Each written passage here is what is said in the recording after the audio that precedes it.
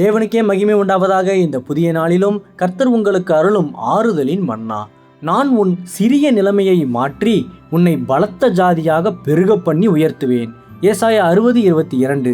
சின்னவன் 1000 சிறியவன் பலத்த ஜாதியுமாவான். கர்த்தராகிய நான் ஏற்ற காலத்தில் இதை தீவிரமாய் நடப்பிப்பேன். கிறிஸ்துவுக்கு பிரியமானவர்களே, உங்கள் வாழ்க்கையில் உங்களை யாருக்கும் பிரயோஜனமற்ற சிறியவர்கள் என்று எண்ணி நீங்கள் நம்பிக்கை இழந்து மிகவும் மனமுடைந்து கலங்கி நிற்கிறீர்களா? கவலைப்படாதீர்கள்.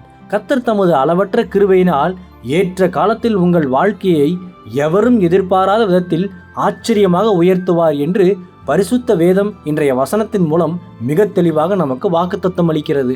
உலகத்தின் பார்வையில் நீங்கள் மிகவும் சிறியவராகவும் பலவீனமானவர்களாகவும் காணப்பட்டாலும் தேவன் உங்களை ஒரு மாபெரும் பலத்த ஜாதியாக உயர்த்தி ஆசீர்வதித்து மகிழ்வார்.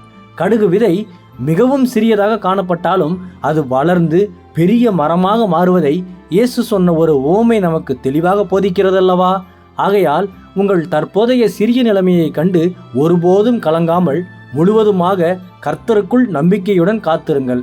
அவர் தம்முடைய வல்லமையினால் ஏற்ற காலத்தில் உங்களை பன்மடங்காக பெருக பண்ணி பலத்த ஜாதியாக மாற்றி கோடிகளுக்கு ஆசீர்வாதம் அளிக்கும் ஒரு வல்லமையான பாத்திரமாக உயர்த்தி மகிழச் செய்வார். கர்த்தர் தாமே இந்த வார்த்தைகள் மூலமாக இன்று உங்களை ஆறுதல் படுத்தி ஆசீர்வதிப்பாராக. ஆமேன். அல்லேலூயா. ஜெபிப்போம்.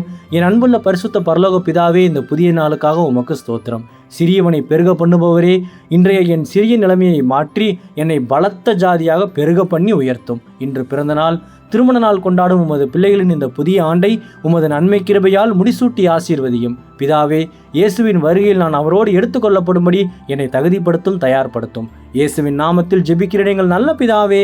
ஆமேன். மாரநாதா.